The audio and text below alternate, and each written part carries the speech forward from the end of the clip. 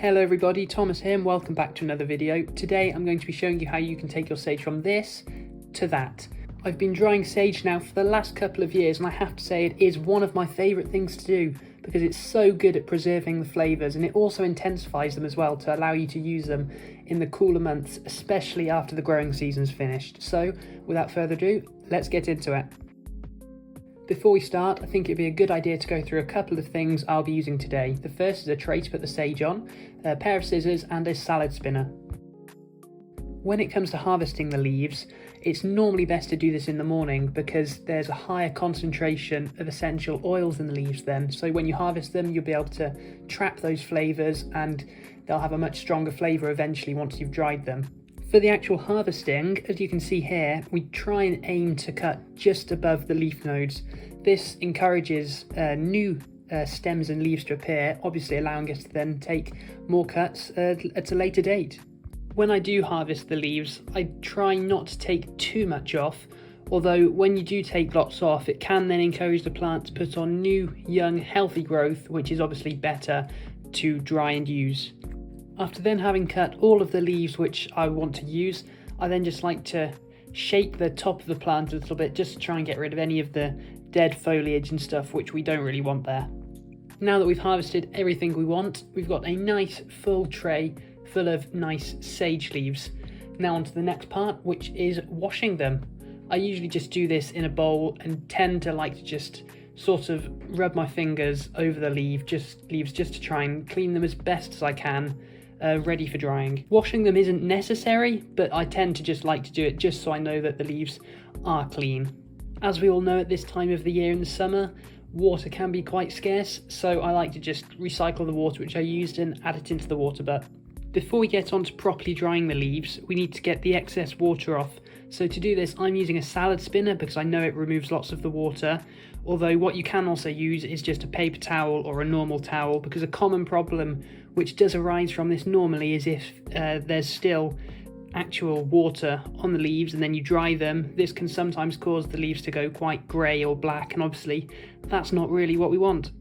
When it comes to actually properly drying the leaves, you've really got 3 different ways you can do this. You can air dry them, oven dry them, or use a dehydrator. Normally I like to just say that the natural approach is best, so I always normally air dry mine, and there are 2 approaches I normally take with this, and I'll be showing you both of them today. The first is simply just, as you can see here, breaking off the individual leaves from the stems and placing them onto a tray. This is quite a time efficient approach, so it's one I like to use a lot. Obviously when drying the leaves, air circulation is really important, so quite regularly I like to just sort of give them a toss or turn them over just to allow the other sides to dry as well. Now, after having composted those unused stems which we didn't need, I like to then just place it on a sunny windowsill, and these should dry within about 1 to 2 weeks. Let's move on to the second approach now. Instead of peeling off the individual leaves, we're going to take off the whole stems but keeping the main stem intact. This will allow us something to tie around, which will be the key to this drying process. After having done that for several bunches of leaves, we'll then take a nice long piece of string and we'll be able to bunch together these to form one big clump of leaves. Now we're ready to tie them together. I usually find this easiest to do on a flat surface, sat down. I'll just place the bunch of leaves nice and compact together just off center of the string before just pulling over the string to one side and doing a nice simple knot, which is not too tight but tight enough just to keep them in place for several weeks or so. After about a week, I like to do my first, what I like to call, cracking test to see if they're dry enough.